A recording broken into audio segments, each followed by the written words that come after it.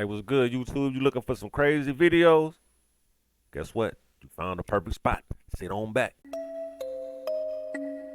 The following video See that death stare? You riding by and the motherfucking lion look at you like that. Hit the gas, nigga. Hit the gas, nigga. features some of the most brutal animal attacks on record. These true stories include the gruesome story of a man who was found half-eaten by 7 Nile monitor lizards, the story of another lion who consumed 6 people in the span of 2 months, and much more. You're watching what are among the most brutal animal attacks on record. Why don't we be hearing about this shit? In many parts of the world, wild and potentially dangerous animals are held in captivity and used as drawing cards for tourism. On the surface, these arrangements seem harmless, especially when the animals are cared for and visitors are able to learn about them at close range. But more often than not, wild animals give in to their natural instincts, and in these primal moments, we witness what happens when man tries to tame the innately untamable. This episode takes us to a game reserve in South Africa near the small town of Cullinan, where a man was mauled to death by the lions that he raised ever since they were cubs.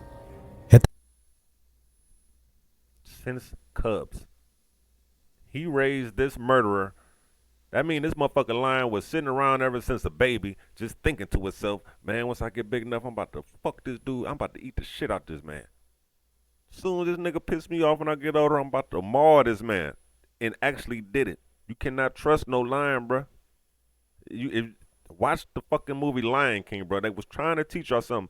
Mufasa couldn't even trust his own brother. His own brother, man. That like and subscribe button if you're new. You're watching When Animals Attack. The Mahala View Lodge is nestled in the Conservancy just 25 miles from the capital, in the Gauteng province. The lodge was owned by Leon van Biljon, who lived on site with his family. Among the inhabitants of the privately owned Bushveld escape were 3 cats. Look at that lion.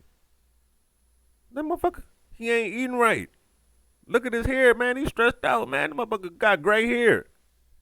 Hey, y'all. It ain't always the lion's fault, man. We know what the hell these lions do. You can't have no lion. They eat wildebeests and zebras, man. If you ain't got the money to buy a goddamn zebra once a week to feed the lion, don't get no lion, man. Cause you gonna get to looking like food, brother. You gonna get to looking like food. Captive lions named Rambo, Katrine, and Nikita, who all stayed in enclosures on the property. They hungry. The conservancy in which the lodge is located borders the Dinokeng Game Reserve, a 74,000-acre park that attracts many visitors to the area to view the Big Five, plains game, as well as an array of other animals that roam the savanna grasslands in this high-felt Shangri-La. In addition to its idyllic accommodations, game drives, and conference facilities, the lodge also offers exclusive lion lectures and feedings. Van Biljon became known as the Lion Man, and photographs would reveal the close and interactive relationship he shared with his lions. It was clear that there was little fear between them, as the boundary between man and beast seemingly dissolved. According to South African law, indigenous wild animals like lions can be kept for exhibition purposes provided the owner has a valid permit. Interestingly, the permit holder does not need to be a certified or trained wildlife expert. Bruh.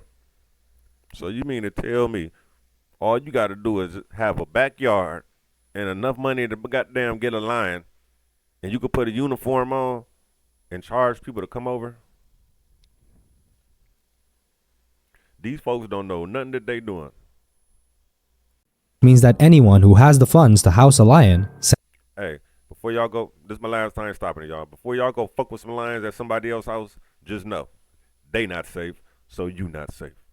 Satisfy its basic living requirements and secure the necessary permit, is legally able to own one of the most feared predators on the planet. Crowned the king of the jungle, the mighty lion is ironically no stranger to human domination. In fact, for centuries, people have tried to tame and domesticate this iconic member of the cat family, from Middle Eastern sheikhs and royals to circus performers and big cat enthusiasts. In South Africa, most captive lions live in zoos, wildlife parks, and even sanctuaries, where the primary business is usually tourism. Visitors to these facilities are treated to close interactions and often marvel at the level of domestication exhibited by the lions. And while seemingly successful to the layman, animal behavior experts understand that wild animals can never truly be tamed. And moreover, keeping wild animals in captivity often leads us to negative ecological impact, not to mention the ethical considerations for essentially caging an animal that is meant to roam territories of up to 150 square miles. And another factor that has recently grown in relevance is that contact between wild animals and humans may facilitate spread of zoonotic diseases. And we all now know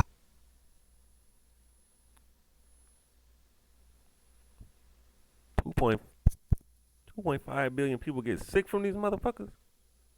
2.7 million people die a year from the zoo. Oh no, we gotta do it. We gotta do a video on this, dog. I was just about to go to the motherfucking zoo. Oh yeah. how that can turn out. So while disease is not a factor in this story, it nevertheless ends in tragedy. The Billion family acquired the property in 1985 and built the lodge from the ground up, which they named Mahala View Lodge. Somewhat controversially, Mahala is the Zulu word for something that has been obtained without payment or effort.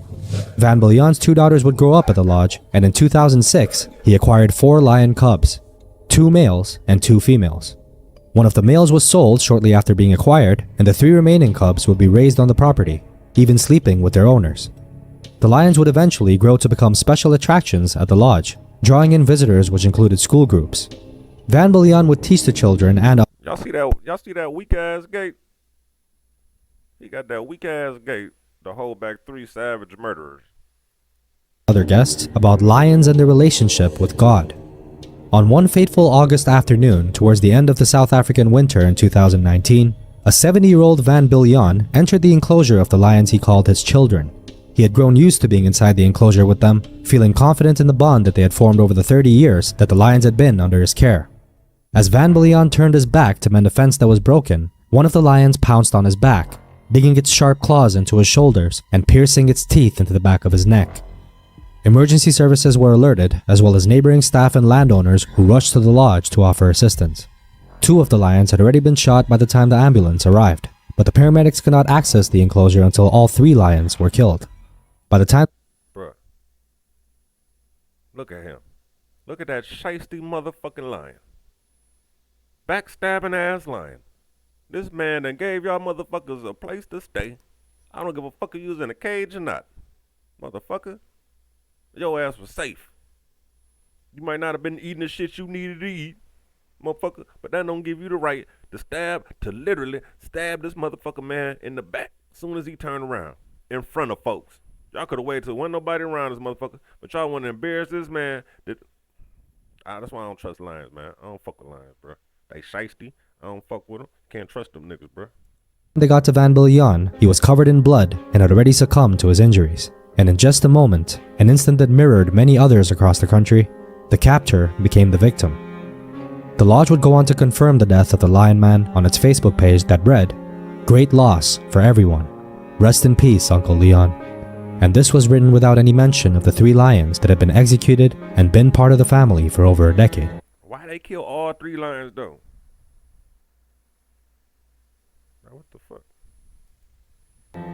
As the public eventually got wind of what happened, thoughts and sympathies from many would pour in for the Van Billion family, and animal rights groups expressed their feelings about the outcomes for the lions, while conservation bodies highlighted the risks and impacts of keeping dangerous animals in captivity.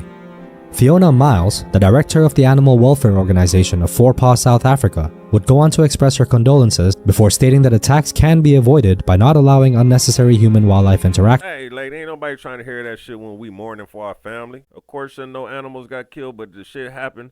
The other two lions, they shouldn't have got shot. The man lost his life doing something he loved. You know what I mean? What an animal did he love? Hey, it is what it is, bro. She would also go on to say that no matter how habituated or tame captive lions may seem, they remain unpredictable and instinctive, as at the end of the day, these are wild animals. Interestingly, Van Billion's family seemed unmoved by the objections, having no regrets about living and working in close quarters with the lions. And while they were saddened by the loss of the patriarch, was a respected member of the community, as well as their Because lions don't know how to play, y'all. Just think, that motherfucker might have been playing. That motherfucker might have been playing. He might just jump back there just too happy one day. Hey, nigga, hey, look at this, y'all. You know what I mean? Like, oh, shit. Oh, shit. This nigga hurt. Feel me? The motherfucker don't know he that strong. He biting through his goddamn motherfucking teeth that big. He might just be playing around one day. Like, hey, what's up, nigga? Just like shadow boxing. Feel me? Went too deep. So I just leave the motherfuckers alone, y'all. family, they were reportedly at peace, stating that he left the earth at the hands of his children. Van Billion's daughter, Leonette Van Wyck, who was 46 at the time, later told reporters that she knew her father lived a very full life and had answered what they believed to be a calling from God, not only to raise lions, but to teach people about them. What's also really interesting to take away from this story is the frequency of such. Man, I ain't the smartest motherfucker in the world, y'all, but I ain't no purebred lion. They gave my man an off-bred fucking lion. I don't know what the fuck. That ain't no fucking lion, man. Unless them lions is over there eating fucking pizzas. He over there feeding them fucking lions pizzas and fucking hamburgers and shit. Fat ass lion. Encounters. Although wildlife experts deem them inevitable, South Africa is the only country in the world that has 3 classes of lions. These are wild, managed, or captive. Roughly 8,000 lions are kept in private facilities across the country, and many end up being shot in canned trophy hunts, a highly controversial offshoot of the captive carnivore industry, whereby lions are amongst the animals hunted in confined spaces and have little to no chance of escape. And all of these activities, of course, are highly profitable and have resulted in a spike in animal attacks and fatal encounters. What? Bruh. Now look at right here, man. He done took a lady. Now he deserved to get his ass fucked up. You done got a lady over here, tricked this lady into believing that you know what the hell you doing with this cat, man. Stop trusting these people, y'all. Just because they got a big ass cat don't mean they know what they doing. That just mean they ain't got ate yet. They just ain't get ate yet, y'all. That's all that mean. That don't mean they know what they doing. That just mean the motherfucking lion just ain't decided to fuck them up today yet. It's coming. It's coming, y'all. Over the last few decades. In fact, just 6 months before the Mahala View attack, a woman was mauled to death by a lion at the nearby Kevin Richardson Wildlife Sanctuary. And between 1996 and 2020, 58 lion attacks were recorded in South Africa alone, a third of which were fatal. Nearly all the fatalities involved lions, and 14 of the victims were children. Hey, What's worse yet is that these numbers don't even account for the large number of unreported incidents. In the wild, attacks by lions are rare. And just like other predators, lions are important players in the African ecosystems, as they play a vital role in controlling herbivore. Can no motherfucker ever tell me, hey, my lion don't bite. Fuck you. Fuck you. Population numbers. But in captivity, their value is reduced to whatever profit they can generate for their owners. And animal rights activists and conservationists continue to strive for an end to the captive carnivore industry, and for legislation that allows lions and other indigenous animals to be wild and free, just as nature intended. In 2002, Atlanta Newcastle County Police were called to Ronald Huff's residence for a How the fuck a nigga get 8x7 lizards in Atlanta? Little baby, you let niggas getting 8 by the goddamn lizards under your watch, boy? welfare check. His friends and neighbors had grown concerned about the otherwise punctual and by all accounts community-oriented man's unusual absence. The officers, expecting a routine house visit, were wholly unprepared for the life-changing sight that awaited them. They had discovered the 42-year-old ex-soldier's and mechanic's mutilated corpse laying in a sitting position on the floor as soon as they'd entered. It was being devoured by 7 large monitor lizards. Hit that like and subscribe button if you're new. You're watching When Animals Attack. When the police arrived at Ronald Huff's home on that fateful day, they would be met with a sight that defied comprehension. A total of 7 large monitor lizards roamed freely throughout the house, their bodies covered in their owner's blood. They had been feasting on his corpse. Realizing that they were ill-equipped to handle the situation, the officers would then call for a team of experts. Now monitor lizards, scientifically known as Varanus niloticus, are renowned for their impressive size. The length of their head and body alone typically ranges from 21 inches for females to 25 inches for males, excluding their long, powerful tails, of course. But when considering their full length, it's a whole different ballgame, because when one includes the tail, some individuals have been known to reach extraordinary lengths. In fact, the maximum recorded total length of a Nile monitor lizard is a staggering 94 inches, or about 7.8 feet. This makes them one of the largest lizards in the world.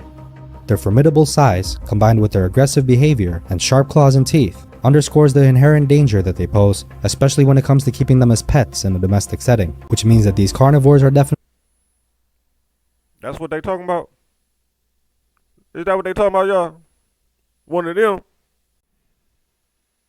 Like I said, y'all, some shit just come from doing too much. I ain't even gonna say from being stupid, man, because that's what the man wanted to do, but come on now, man. 7 of them motherfuckers. Not your typical household pets. Huff's fascination with monitor lizards extended beyond simply keeping them as pets. He went to great lengths to replicate their natural feeding habits right in his home. In the wild, monitor lizards are known to be carnivorous, often found feeding on smaller animals, and Huff would cater to this natural dietary preference of theirs by feeding them raw chicken and mimicking the kind of meat that they'd consume in their natural habitats. But he didn't stop there. He also introduced Madagascar hissing cockroaches into their diet. These large insects, measuring about 2 to 3 inches long and native to the island of Madagascar, are known for their unique defense mechanism of emitting a hissing sound, hence their name, and they would go on to serve as a form of live prey for the lizards, adding an element of the hunt to their feeding routine. These unique feeding habits would go on to turn his home into a mini zoo, with lizards chasing after their prey, much like they would in the wild. A specialized animal removal team was then summoned to the scene, their arrival prompting a few sighs of relief from authorities and concerned neighbors. As the specialists cautiously entered the house, they would be met with a series of aggressive hisses as the lizards, agitated by the intrusion, resisted their capture attempts fiercely, their scaly bodies writhing and thrashing in protest. Amidst the chaos, however, one lizard stood out. Its face was smeared with blood, and its eyes filled with a menacing glint. With an aura of menace unmatched by the others, it displayed a level of aggression that sent shivers down the spines of even the most seasoned members of the team of specialists, many of whom had years of experience dealing with dangerous situations involving a myriad of wild animals.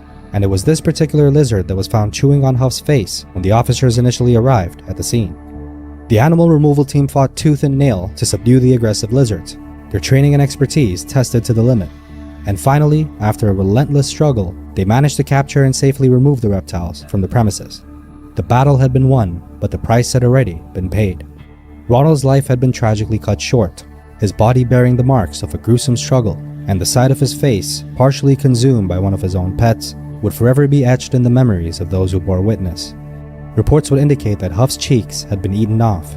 The monitors had also eaten his face and even some of his internal organs. Investigative reports would later suggest that Huff was bitten by one or more of his pets a week or two before his death, bites that led to a staph infection, a type of bacterial infection that causes serious health problems if left untreated.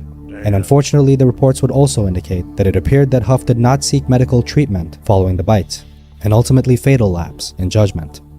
The reports would also mention that since Huff kept his apartment at a high temperature, around 80 degrees, to accommodate the lizard's natural preference for warm climates, the combination of the serious infection and a high ambient temperature likely exacerbated his condition, leading to his untimely death and its grisly aftermath, when the very lizards that he'd for years cared for began to feast on his dead body. Some investigators suggested that the lizards, driven by their predatory instincts, perhaps confused or distressed by the death. Was that suicide, y'all? If you think about it, did this man let himself get bit and die and feed himself to his lizards? Damn, that's deep, y'all. That's what I feel like happened. I feel like this man was depressed. He ain't have shit but some stinking ass lizards running around. No fucking body. You see they ain't find him for some days. When nobody come over there checking up on a nigga, hey, go check on your people, man. Motherfuckers might be depressed, bro. For real. That shit ain't nothing to play with. There gotta be some fucked up shit going on in your head to let a goddamn fucking whatever that is bite your ass, bro. Give you a staph infection. That motherfucking shit hurt. Staph infection for some days. You gotta have a bad staph infection to die, so I know that shit hurt. Come on, man. Their caretaker were forced to turn to the only available food source in their confined environment, leading them to turn to his body for sustenance.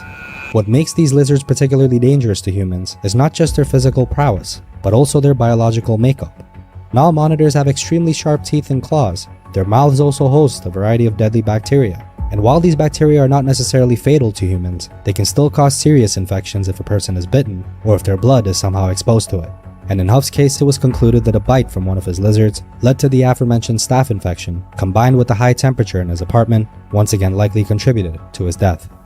In the aftermath of the attack, an autopsy would fail to determine whether the monitors, ranging up to 6 feet in length, had killed their owner. Nonetheless, this shocking incident would go on to shed light on the ever-expanding international market for exotic pets. Around the same time of Huff's tragic passing, the Miami office of the United States Fish and Wildlife Service intercepted a shipment from Benin in West Africa. The cargo contained 2,000 reptiles and invertebrates, including 600 scorpions, raising concerns about the validity of the export permits.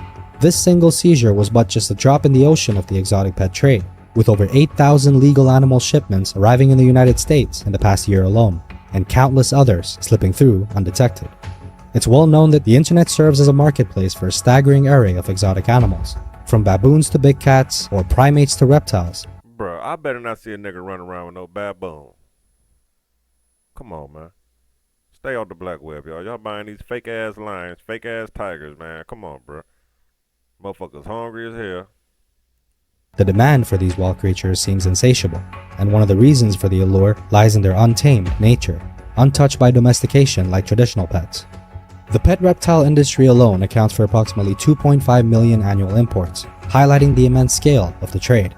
The estimated value of the entire industry, in fact, reaches tens of billions of dollars each year, making it a lucrative business. However, the ecological, social, and health costs associated with the trade are often overlooked, as the impact of exotic pet trade extends far beyond. Man, that's why hey, look, animals ain't extinct. Y'all going over there to the jungles and shit, wondering where all them goddamn lions at. They over here. Motherfucker, all the animals is over here. The fuck? Motherfuckers ain't extinct. Motherfuckers in the zoo and in a nigga backyard. Beyond the financial figures.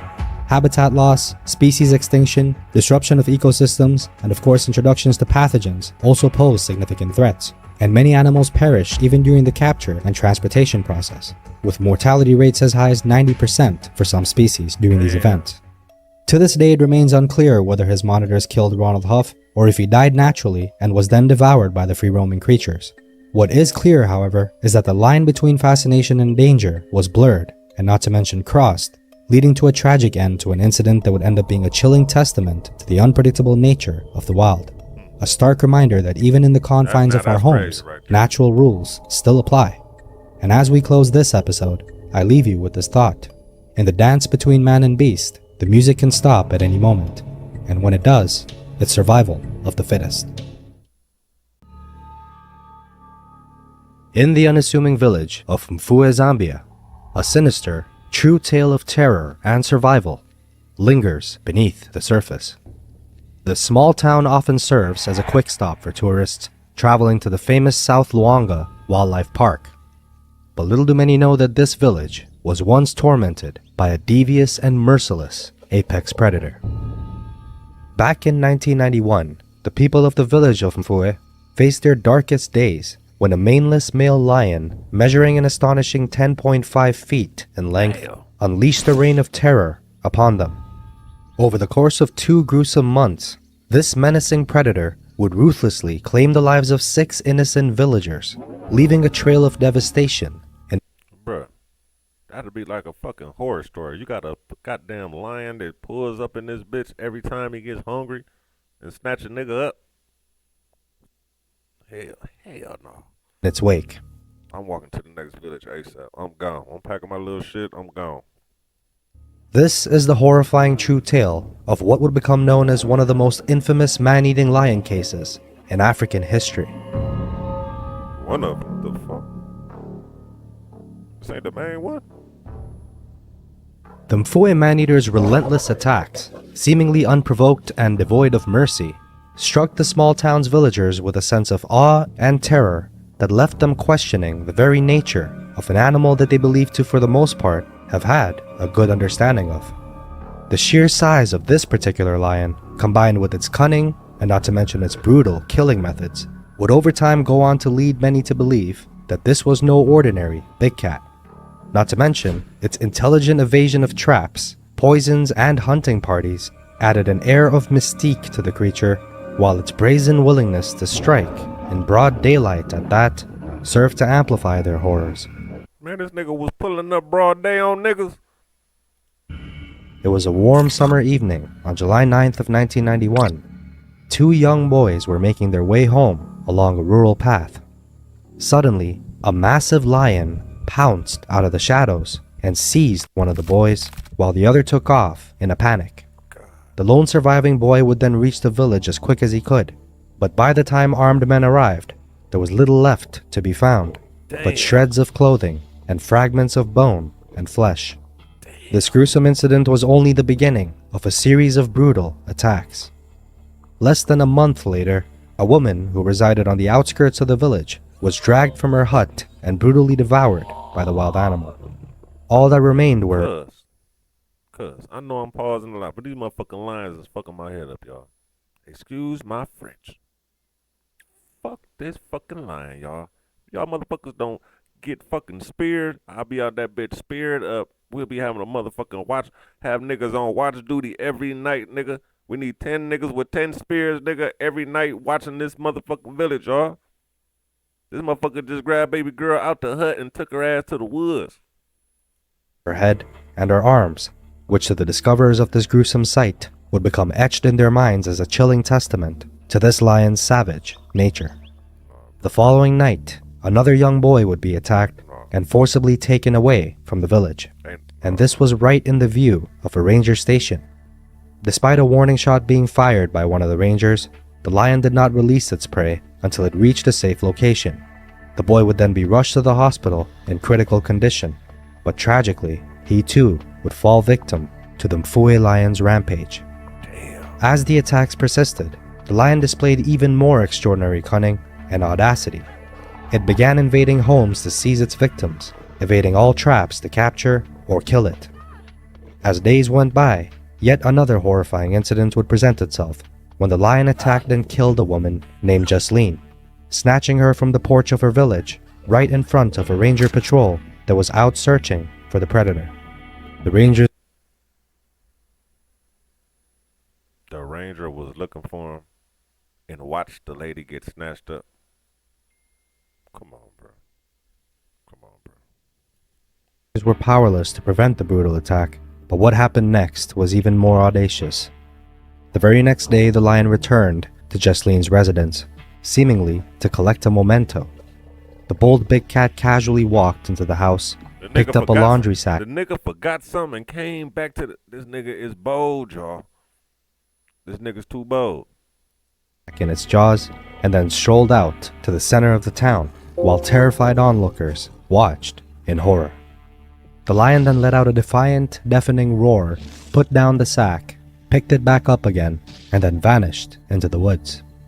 This brazen behavior sent shockwaves through the community and left the people trembling with fear. The lion even began carrying around the aforementioned laundry sack stolen from Jasleen's home, adding even more horror. I was just about to say, this sounds like a fucking fairy tale, but they got a picture of this motherfucker. And this motherfucker is 10 times more scary than what the fuck I thought. This motherfucker is bald-headed, a bald-head, albino, half albino motherfucking lion, y'all. Coming in your house, you ain't even got a house, you got some fucking tree branches for a door. This motherfucker smacking the branches down. Oh my god. Fuck that.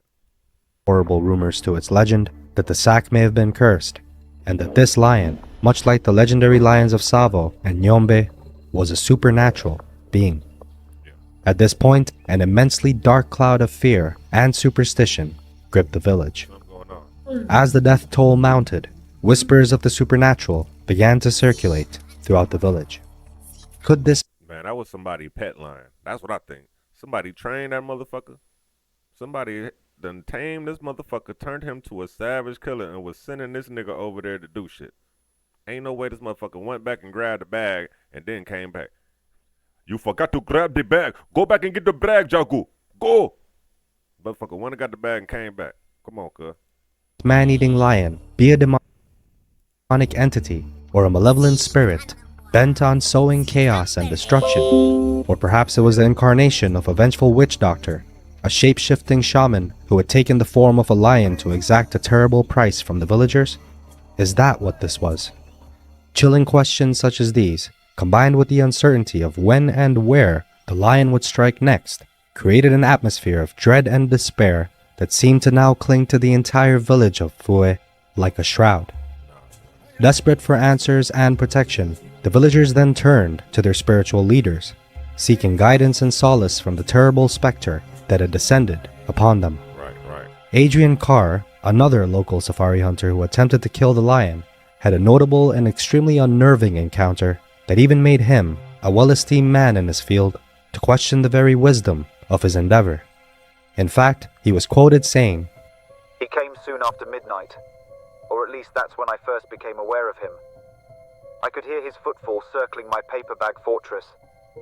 My 2 heavy rifles, 3 flashlights and a handgun were little comfort. It went quiet for a bit, and then I heard him feeding on the bait. I let him settle into the feeding for 20 minutes, and then put the light on him. I still have the mental image of him standing up on his hind legs, very big and tall, maneless and pale. I was ready to shoot, but the instant the light hit him, he dropped and was gone. He never came back. Too late, however, to do anything else if I was to retain my casual demeanor and reputation of aloof imperturbability and disdain for the magical beliefs that are always associated with man-eating lions. Privately, of course, I was seriously doubting the wisdom of the whole enterprise. Cars encounter You was scared. Motherfucker, you was scared. You had the chance to shoot this motherfucker, you was scared. That's what the fuck happened. with the beast was unsettling, but would ultimately, like those before him, wind up unsuccessful. With the death toll mounting, Californian Wayne Hosek and professional hunter Charles Bukis were called in to end the man-eater of Mfue's reign of terror. The hunters began conversing with villagers to understand the lion's habits and patterns of attack. They learned about the creature's cherished laundry bag, a vital piece of information for their pursuit, and as luck would Bruh. Who fucking lying is this? Who the fuck is taking pictures? Somebody posting up fucking Facebook pictures of this nigga with bags and evidence. have it, the duo would end up finding the laundry sack in a dry riverbed. Hosek noted in his journal that even the hornbills lounging nearby seemed to avoid the bag, taking this as a sign that the lion was nearby. They at this point would construct a hideout and place bait around the area. Despite hearing the lion's chuffing, roaring, and stalking, it would still continue to evade them, and over the following days, they changed the hideout's location multiple times, but even then to no avail. The tension and fear would continue to grow, at which point the aforementioned hunter Wayne Hosek would share his thoughts and concerns with his You need a lion. Only way to fight a lion is with another motherfucking lion. They need a whole nother lion. Another trained, tame lion to go find this motherfucker, bro. companion Willie. We knew he could be seeing us at any time, and we felt his presence, whether in his hunting area or returning to camp, several miles away. It was as if a spirit were around, continually watching us. By this, we felt that we had come to know this lion in a most strange and peculiar way. We were all near exhaustion. Sleep was out of the question. It was simply futile to try. I had come to hunt, and it was this very fact that we perhaps clung to and acted out, in order to convince ourselves that he was not controlling our lives. What, I asked, would happen should this lion decide to come into the blind and confront us? Willie's response seemed so logical that it made perfect sense to me, and it put me completely at ease about such an attack.